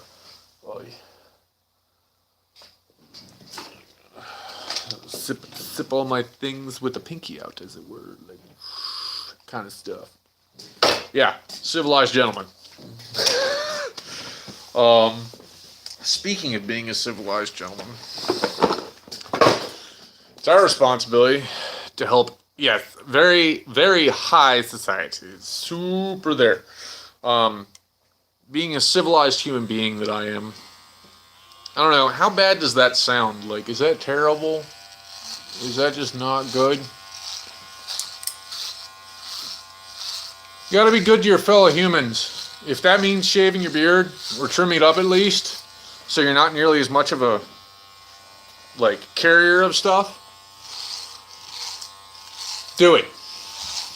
Isolate, do what you need to do, listen to the warnings we're given by the stinking people that know more. The scientists, I'm getting on a soapbox real quick about all this stuff, this COVID crap. Listen to the professionals. I know that our government doesn't seem like they're doing their best for us, but they're trying. And we're probably going to get screwed over in the long run of this. But listen, stay away from people. Don't go out. You don't need to go out. There's nothing you need out there. The government. It's really a serious thing, and we have to come together as humanity, as human beings, and take care of one another, because we're the only one that's going to save us now. See, you say that they don't carry things, but I have a feeling that they do.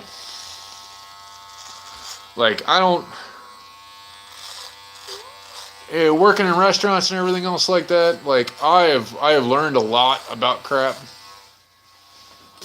What about my barbarian name?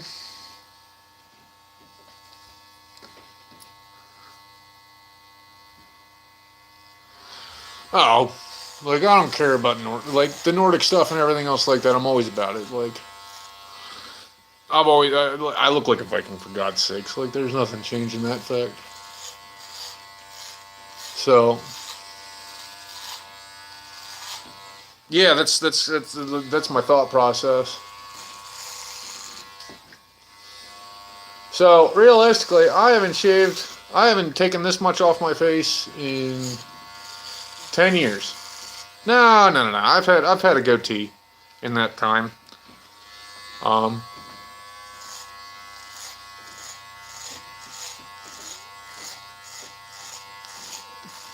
I might have to go find a mirror, because this grainy video doesn't really do me the best for doing lines.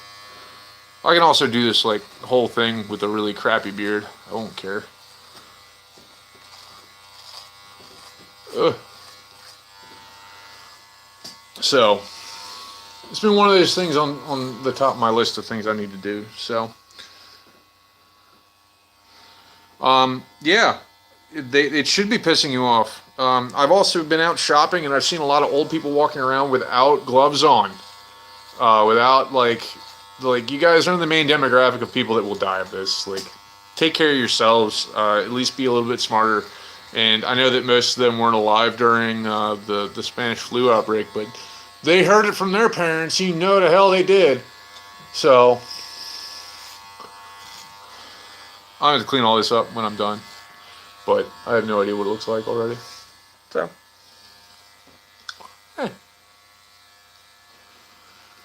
probably trim that down. You say that like it's not your grandparents aren't in that, I don't know your life, but there are a lot of old people that still have a lot to give in this world.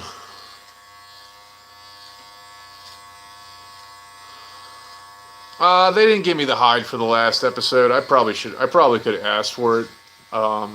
Those guys were pretty stoked about me being a wild asshole, so I probably could have gotten away with demanding the thing again, but I didn't. It's life. So, I'll probably take this down, like, shorter at some point in time, but I can't see nothing, and I have no idea how it looks. 2 seconds. I have a mirror within 10 feet of me. I'm going to use it. Oh. Huh. Not the worst in the world. Oh. Whole bunch of hair at my feet. Like, there's literally just a pile of it.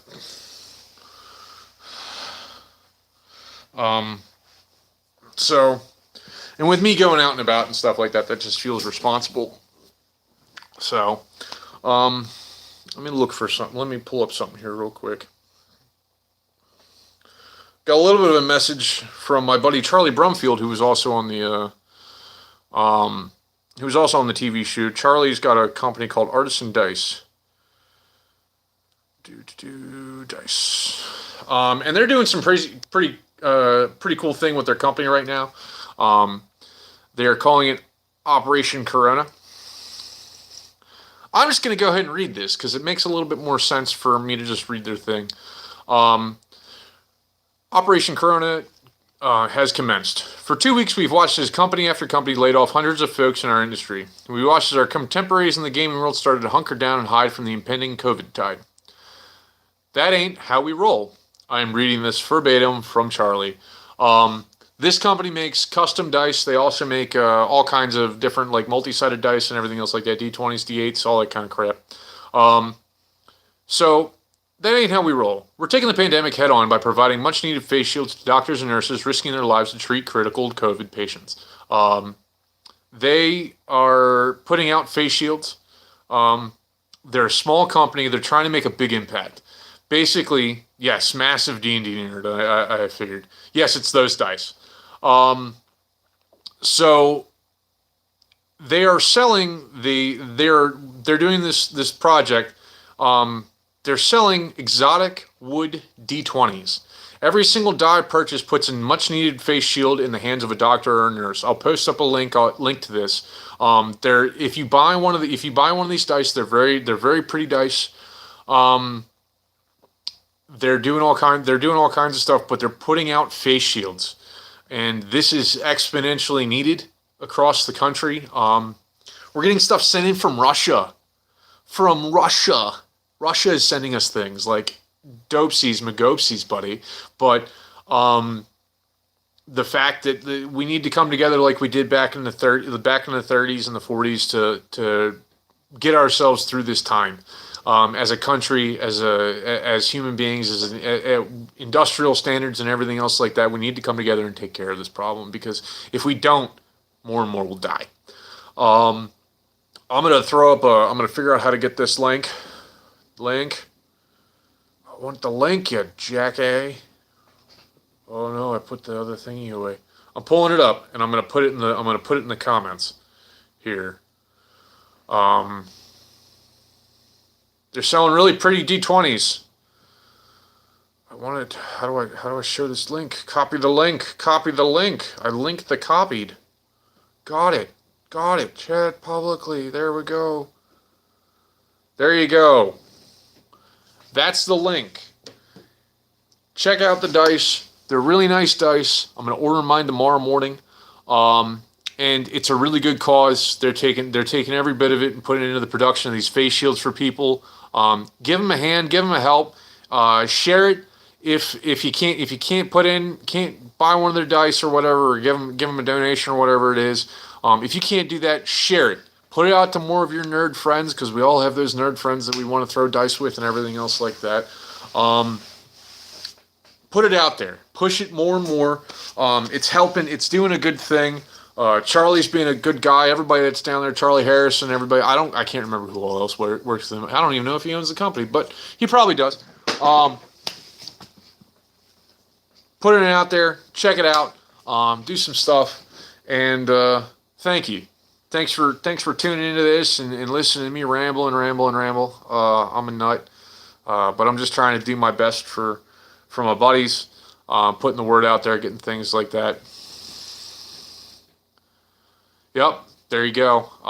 It's specifically an exotic wooden. It's exotic wood. Like it's made out of all kinds of stuff from all different parts of the world. They're really well made. They're real pretty. They're all in different colors.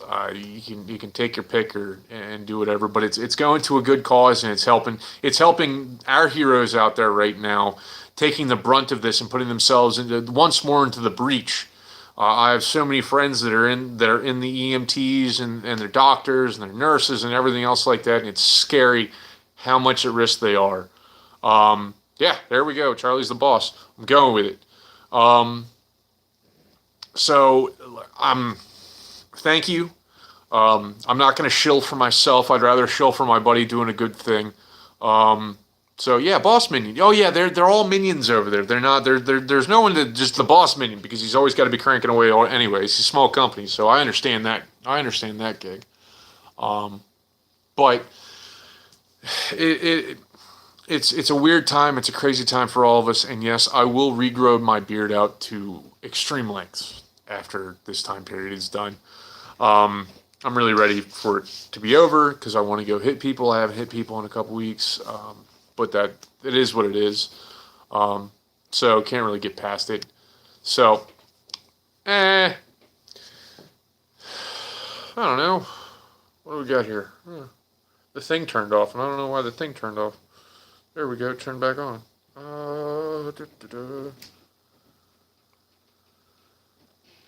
I have put war braids in my beard before. Hi Zara, how are you, dear?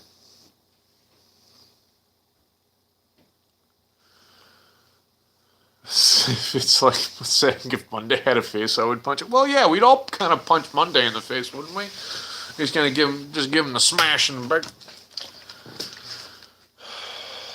Yeah. So, you know how you fix that problem, right? You go find an inanimate object. It doesn't mean your neighbor who doesn't like interact with you in any way, shape, or form. Go find a pole. Go find a tree. Find something on your property or somewhere around you. Set up a punching bag, whatever you can do. Take a stick and beat it up. If you're into sword fighting already, you should be doing pell work every day. Every day should be pell day. You should be throwing 100 blows to pell, doing 2 different kinds of combinations within those 100 blows. Work on different things. Yeah, hit Monday in the throat. Hit it with a poleaxe. Yeah, it's a good plan. Tires. Old tires come in handy too. Just beat the crap out of some tires. Take your frustrations out. Work on weapons form. Work on power generation. It's all built into one. You get exercise out of it. You can't really argue with it there. Do I know you, Carrie Addington? How do I feel about archers? Carrie, wait a minute. Carrie Addington, do I know you? I don't know you by your, real name. I don't know. Who are you, Carrie Addington? I hate archers. No, I really don't hate archers. I don't hate them because I don't hate the humans. I hate the archery. I hate the fact that you have laser beams that can hit me from 30 yards away, and I can't do anything about it because you're malcontents. I also don't enjoy the fact that when I go out to a foam fighting field, 4 archers on each side of the damn field just go, hey, that guy doesn't want to have fun today.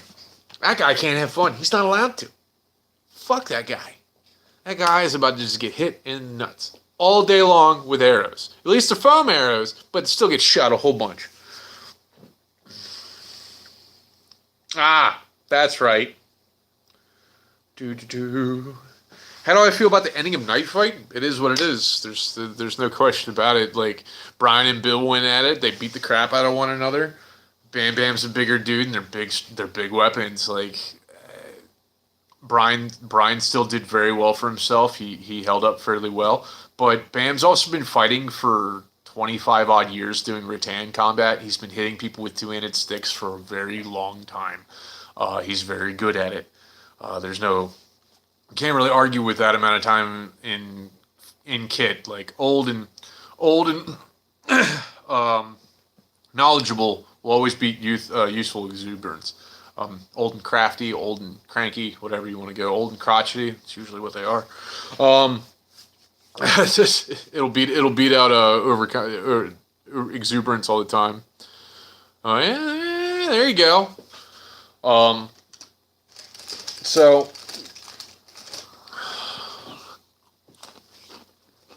I get a little bit of my drug addiction of Girl Scout cookies.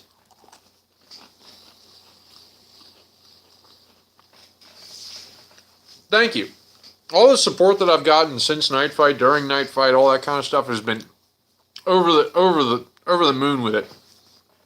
Just above and beyond any expectation I ever had of it.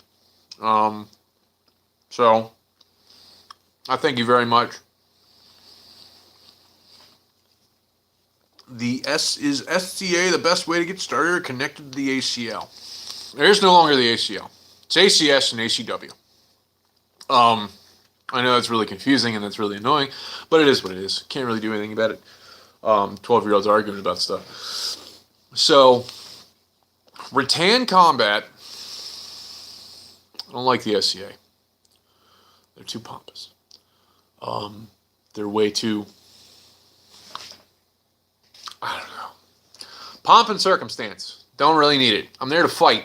I'm not there to put laurels upon humans. Not really my situation. That's why I fight as a two-chuck. We're not a part of that. Yeah, you need to buy a Paul the Barbarian shirt. Love you, Zara. So rattan fighting is a very good way to start. It's not nearly as heavy. It's not nearly as heavy armor. It's not nearly as heavy a buy-in purchase kind of situation. Not really. Yeah. Do I have merch yet? Do I have merch yet? Now I have to go find another link.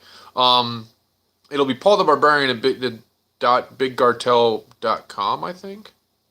I'll let you know because I'm just going to go to Big Cartel because I'm a smart human.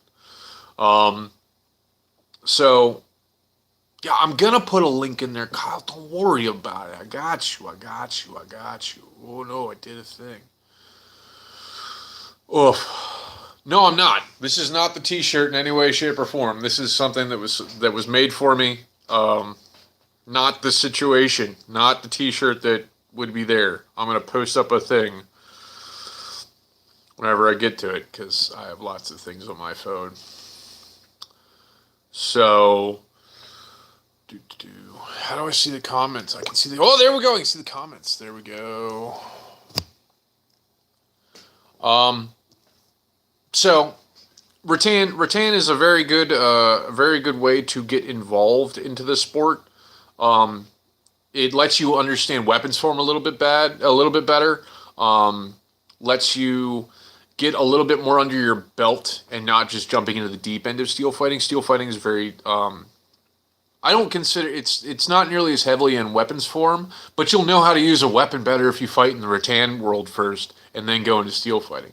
Rattan fighting is also much faster than steel fighting, so it builds up your decision making and how you build your fight, how you take your fight to the field. It lets you have a better idea of that. There we go. Copy link text. There we go. I think I figured it out. No, go away. Oh, there we go. All messages are visible. I like that. Do I run a form of cardio, prepare you for fights? Any weight training, body weight? Yeah, I train all the time. Gotta train all the time. Yeah, climb mountains in full kit. A whole bunch of nutty guys do them. Good for them. I love them to death. Bam's done it. Mangler's done it. Dave Olson. He's done all kinds of stuff. Yep, that's kind of the idea. There's the link for the t-shirts that I'm making, but I would much rather you go to Artisan Dice. Check out that other link I threw up. I don't know why that doesn't show up as a link.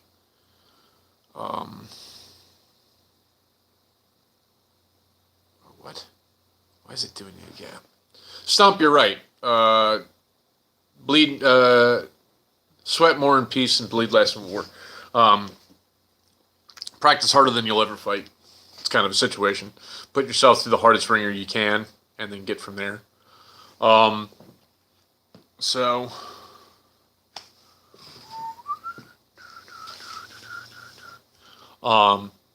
there's a link to my big cartel and the t-shirts that I've got there. I would much rather you go and buy stuff from Artisan Dice, like buy that exotic die and put face masks into other people's into people's hands.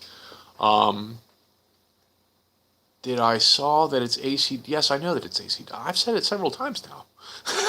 No, yeah, ACW and ACS are now the two organizations. There was also HMB USA or something like that in the States too, which works with Botan. ACS is also working with HMB. ACW is not.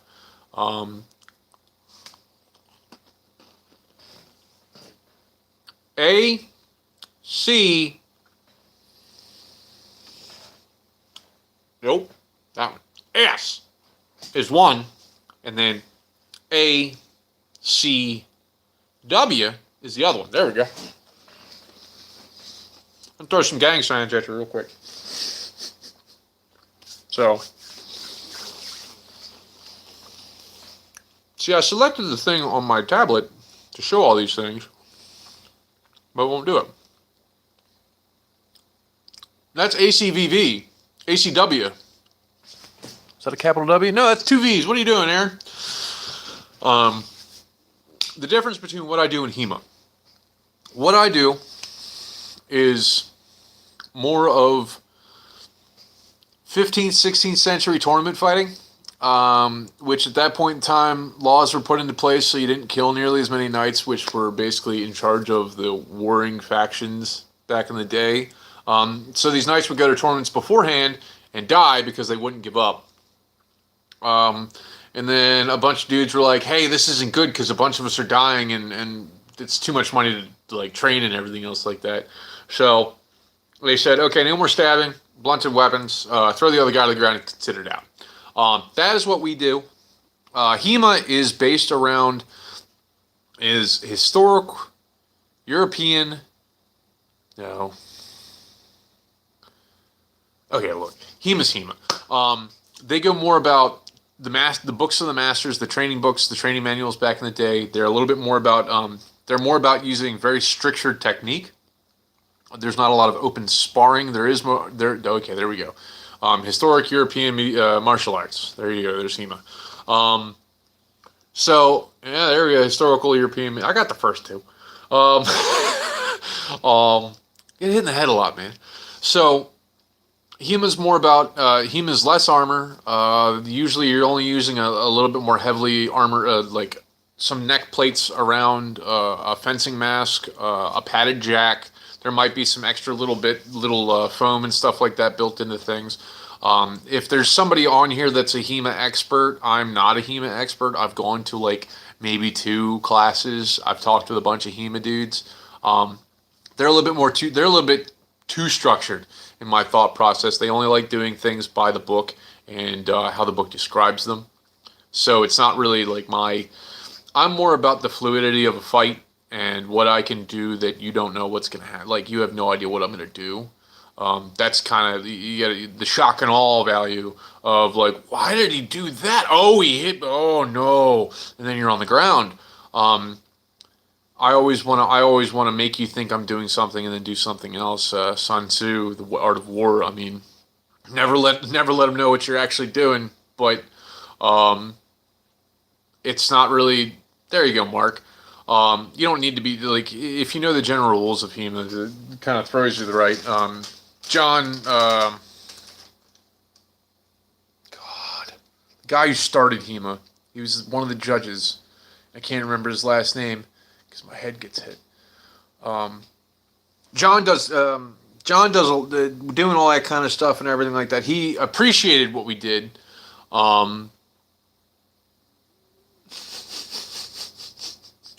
Your husband gets to, though. Doing all kinds of stuff. But John appreciated what we did.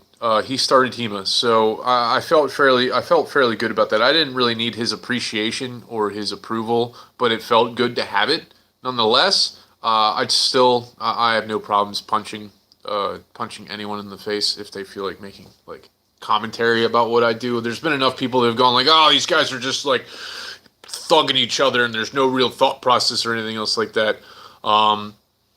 But there's a lot of strategy and there's a lot of technique to doing what we do, and people kind of seem to forget that sometimes. And I'm like, okay, put on the armor. Here's an axe. I'll put my new guy against you. You can fight him. He's only been fighting for like 2 months. You've got like 10 years of HEMA behind you, right? And I walk over to Gunner and I'm like, kick his ass, Seabass. And he just gets thrown on the ground. I'm like, see? My point. But that's also just different disciplines going against each other, and it's always going to be weird having different disciplines. I mean, early in MMA, when you had all kinds of weird stuff going on, different masters and different beltists of different disciplines going against each other, and there's some wacky fights in the old MMA world. I'd check them out; they're fun as hell. Let's see, easiest way to see where you are. You might just get stacked up like firewood between the two of us. This is a healthy mindset, guys. I don't healthy like mentally. I don't know. You know what? I'm perfectly down to fight whoever if they're not going to shoot me. I'm pretty okay with. I'm pretty okay with like not getting shot. I have enough of like a worry about that normally, just dealing with people. People get scared of when I get out of the car. I don't know why. So yeah, the crazy M1 fights in Russia, they're pretty dope. No, you know what? I like how they do M1. The down on the ground, three hits to it.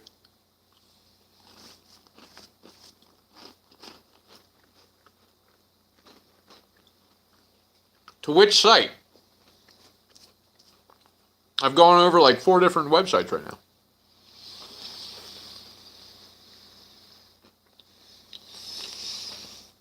So, it's been an interesting time. These site, what the?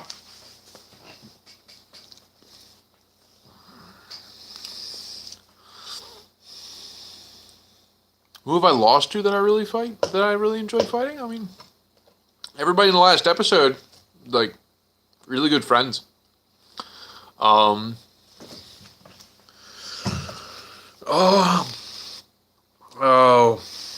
Lost to. I mean, I've lost to the Executioners a lot, and I like all those guys. They're pretty gnarly.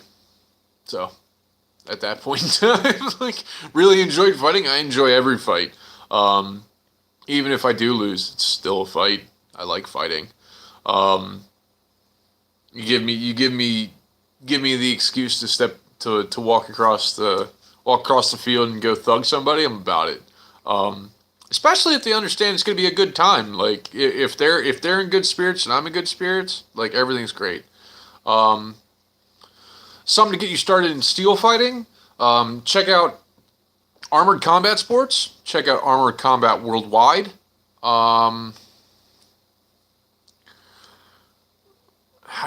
Swords while wearing a back. Can I just suggest, don't get this helmet. Do not try for this idea, okay? It's not sport. It's not the greatest, and you're not going to have the greatest of time. This point makes me 7 feet tall. This makes you like so much easier to pull down on the ground. It's terrible. Sucking on a vacuum. Center flanker or striker, like what? I'm so confused now.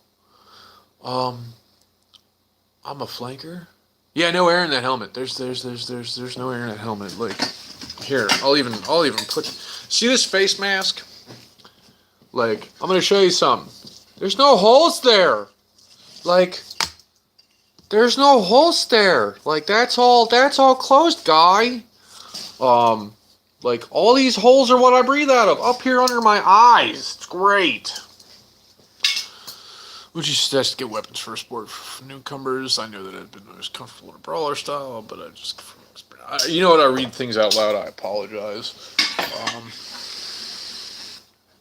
I mean, realistically, going with a simple axes are cheap. Buy an axe. Buy a falchion if you want to go sword. If you want to go sword, buckler, punch shield, and one-handed weapon, I'd go with a one-handed axe. They're good for hooking. Why haven't I drilled holes then? Do you not see how pretty that is? Do you want me to fuck that up? Because I will. Like, yes, it was like I asked Joey to make me a badass helmet. He made me a badass helmet. I didn't ask him to make me a sports a sports optimized helmet. That's why I'm just gonna buy myself a $600 nasal helmet and go. Oh, I'm ready. Let's go run sprints because I can now because I can actually breathe. Kind of important breath, all that kind of stuff.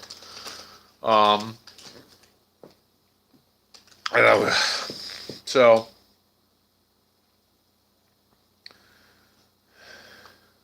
yeah, that's what wins fights. Punching people really fucking hard.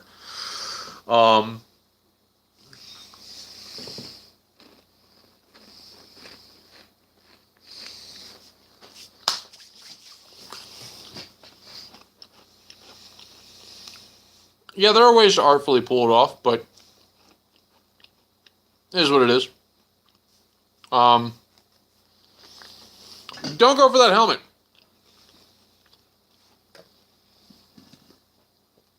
Thank you, Mr. Flack. Good name though, Paul. Good confident name. I like Cult of Athena. Cult of Athena, you do have to grind. You have to grind down corners and stuff like that. And I'd really only get their axe heads. A couple of their falchions have been pretty okay, but I get most like any kind of falchion or anything else like that I get from like Bowherd Tech or Bowherd Extreme. They make some pretty good stuff. So that's kind of been Savior Death's Head helmet. No, I have no idea what that is. What is that? A modified pair of brass knuckles. I mean, I do have big gauntlets. Good for punching people. They're real good. Oh, it's a skull. Is it a historical skull helmet? It's gotta be a historical skull helmet. I like skull helmets, but it's gotta be historical.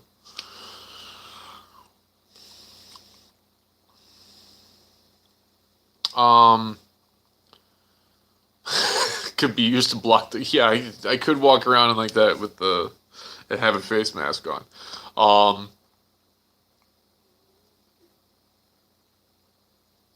And it is the skull. It is very rare, though. Doubtful. So, helmet-wise, minimum 16 gauge steel. No, like, wait a minute, for like body armor or for helmets? If you're talking about helmets, like it better be at least 12 gauge.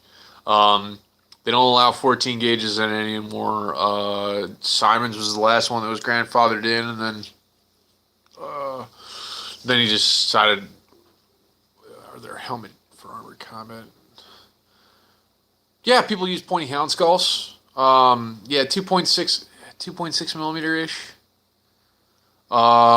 Depends on if it's hardened steel, mild steel, or stainless. Stainless is not hardened. As much as people want to think there is a way you could harden it, but it's really fucking difficult and it has to be very specific.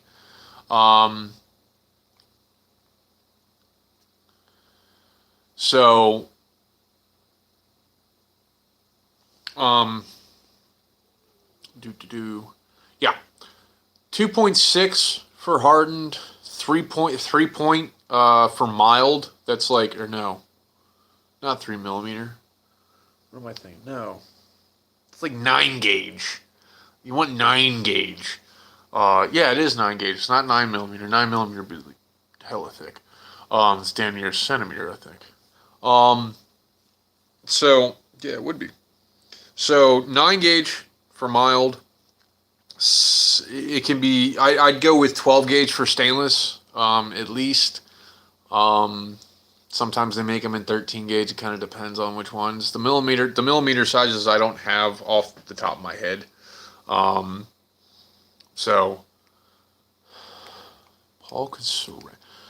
Oh, you mean dip dip down the saran duck out? I kind of don't want to, because if I put my head that close to the ground, I'm usually gonna be hitting the ground at some point in time soon. I mean, I could, like, I have the balance to do it. It's not fun. So, I mean, and that really only works on, like, really, like, when he gets it off. It's all really determined on the point in, like, the fight that it's in. Where do you go to even find a group and get in the sport? Depends on where you're living. You can go to the ACW and the ACS, like, Facebook pages, and then you can just send a message to somebody going, "Hey, I'm in this area. Where in the hell do I go?"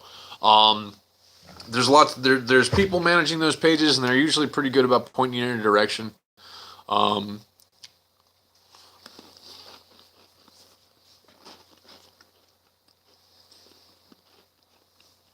Armored Combat Sports or Armored Combat Worldwide. Those are the two organizations that are running around doing stuff right now, other than HMB, AMCF, or whatever the situation is. I can't remember exactly. Whole bunch of acronyms. Acronyms everywhere.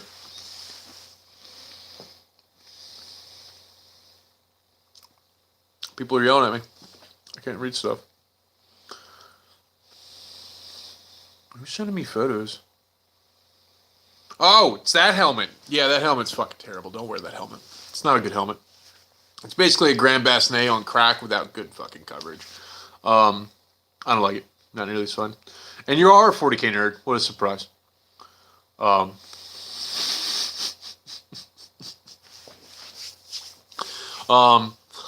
Dale's pretty dope. I met Dale within the first, like, 3 months of me doing this. And he was probably one of the, like, most straight shooters out of all of them.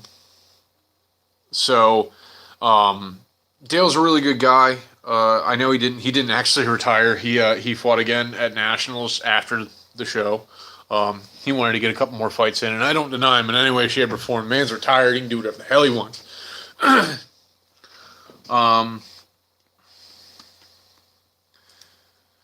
Yeah, no. Any place beside Facebook to get in touch, check this in person. That's really up to where you are. That's the thing. Like, it's still a niche sport. Like, there's a lot of people doing it in the States, but not comparable to, like, how many people are doing football or MMA or anything else like that. Dale is a guy that kind of treats the sport like a religion a little bit. He's also a lawyer. So, oh, in Baltimore City. Like, we're in Frederick, bruh. Like, I'm in Westminster. You ever make it down to Glendon? Or Elkridge? Like, Elkridge is right around the corner, guy. Like, if you wanna check some stuff out near Baltimore, like, I'm your guy. So, go to the Baltimore Huns page. I don't know if you've hit us up. If you have, sometimes I'm not really all that quick on answering stuff, or I just lose, like, thought process. There's also Leesburg. There's the Rhino Hide Academy. That's run by Josh Kearney, who was in the first episode of Night Fight. He does real good classes down there. He does all kinds of stuff. But if you want to just check out armor and things like that, I've got armor. I've got things. I don't mind showing up and talking about stuff. Wait. Who are you? If I know you, who are you? Class Wooler. That's a terrible name. I do not like. I bet we have fight. I bet we've fought a bunch. I get hit in the head a lot. You can't. I really want to know who the hell that is now. Ow! Fuck you. Yeah. Hit me up. Like, go onto Facebook, message me, and go, hey, like, let's talk about steel fighting. You want to check out stuff? I'll show you stuff. I ain't got a problem with that. Like, I treat this sport like it's the most fun thing I can humanly do, because it is the most fun thing I can humanly do. And I really am about putting more people in armor and putting more people into the sport and letting them see the level of heinous fun that you can have punching your buddies every weekend. It's the best. It's the best thing you can find. Any kind of combat sport like that, I'm about it.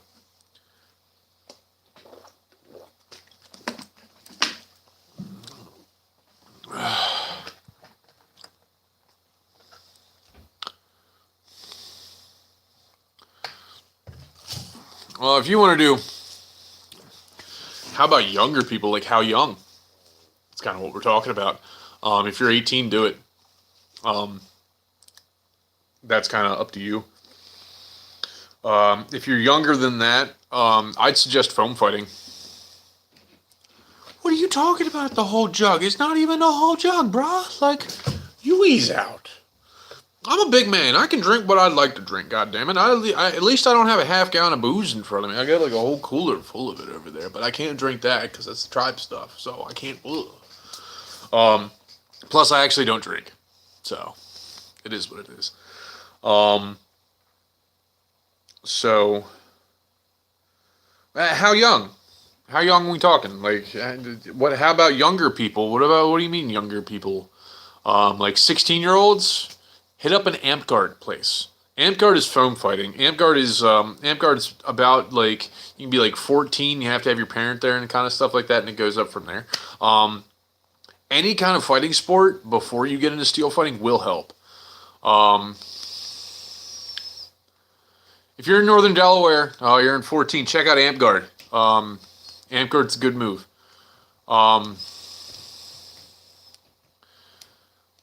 Stop drinking 2 liters of soda. Stop drinking soda. Soda's bad for you. Soda will kill you. 14, 0. Yeah, 0 velocity. Check out Amp Guard. Amp Guard's real fun. Good foam fighting stuff. Good. It's a good build up on things. Lets you get into the idea of fighting somebody else. Can't find what anywhere. Oh, Rattan? It's Rattan.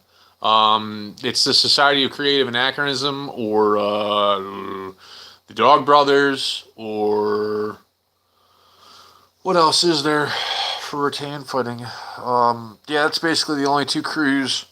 If you go to the SCA, ignore all of their bullshit politics of being friendly with each other. Just go out there and fucking fight. Rattan is solid bamboo. It is that's the easiest way for me to describe it. It is solid bamboo, and it's great to get hit with. Doesn't really. It's a little stinging out of it. Here, let me grab a weapon. Let me grab a weapon. Oh.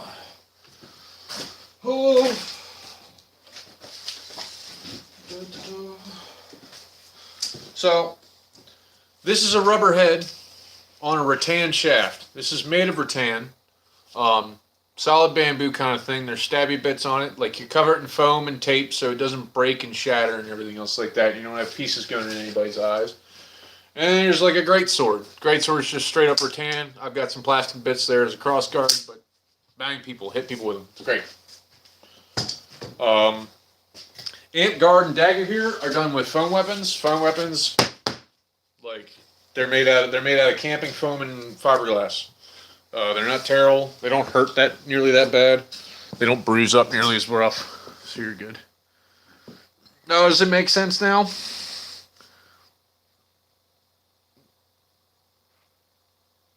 Okay. But all kinds of junk in that. I will be back in, call it 120 seconds. 2 minutes. I'll be right back. Gotta go take care of something.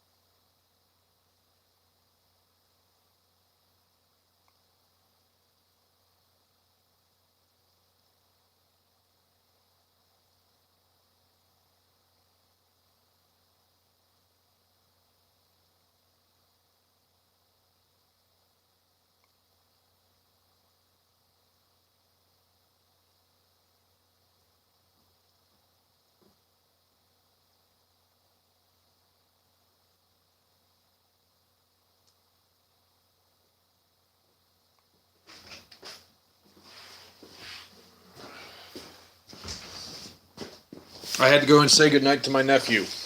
I got a text message and I was informed that I had to go say goodnight to my nephew. No, I didn't pee. You know, is there any place you can get armor made? I did a whole video on different places that you can get. No, I'm not. Why am I? No, I'm not taking 54 Luft balloons. Who is that? I'm not taking my shirt off. It's my shirt. I like it on. It's cold. I did a whole video on different places you can buy armor and get armor made. My personal pick is always going to be Iron Crab Metalworks up in Frederick because that's CJ. That's my buddy. Helped him set up his shop. Helped him do a whole bunch of stuff up there. So I'm always trying to send business up there. But Ice Falcon makes things. Nadler Metalworks, he's bringing stuff in. Any one of the Eastern European guys make really good armor too. You just kind of have to like go through, check out the videos. There's a whole bunch of videos. Laughs in Canadian. Yeah, you guys just stick to that one. You crazy Canucks. So.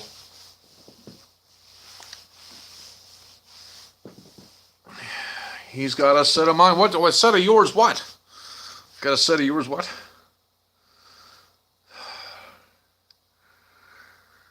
There you go. You found your local dude.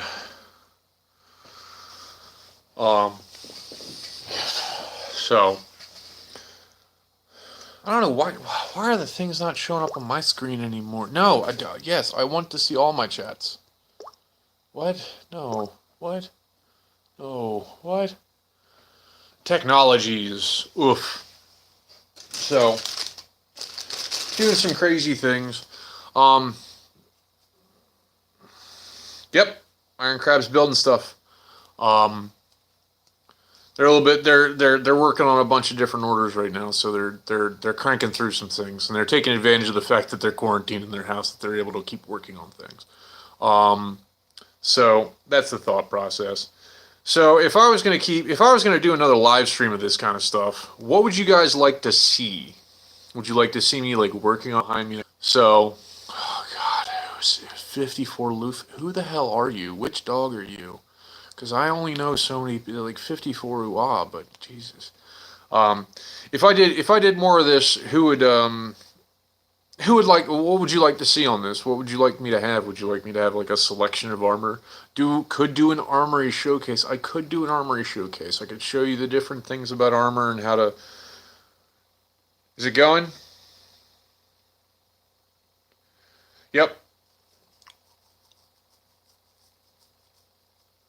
Now I need to know who the hell all you people are. I don't know. I'm not. Fighting techniques. I mean, okay. I can go through some ideas and how you do some 2-steps and everything else like that. I can do an armor showcase. I can pull together 3 or 4 suits and show you some different things and show you some different suits and what's good about them, what the hang-ups are about them, and how you go about putting them on or taking care of them. I will show maintenance for sure. It's definitely a thing that really should show. If you don't know how to if you don't know how to set and peen a rivet, I will show you how to set and peen a rivet. The importance of good footwork. Footwork is the basis of things. Okay. I'll take that into consideration. All the different how you do a 2-step, how you close into a fight, and how you take the fight to the human being. I like that idea. I could probably do that on a live stream fairly well. Talking about difficult fights and why they were difficult. I'd have to actually watch some tape because most of the fights are now kind of blurs in the back of my head now. What kind of music do I like? All kinds of music. I listen to all kinds of stuff. Mainly, like, I listen to a lot of metal, but I've been listening to a lot of 70s, like, sword and sorcery kind of stuff. Legendary. My buddy Vidar, who actually designed the T-shirt that's on paulthebarbarian.bigcartel.com. He designed that shirt for me, and he's like a brother to me. He does some crazy stuff. Legendary's great band. They do 70s sword and sorcery metal. They do all kinds of stuff. Government work from home nights. Make a face on a pillow and beat the shit out of it. Yeah, agreeable.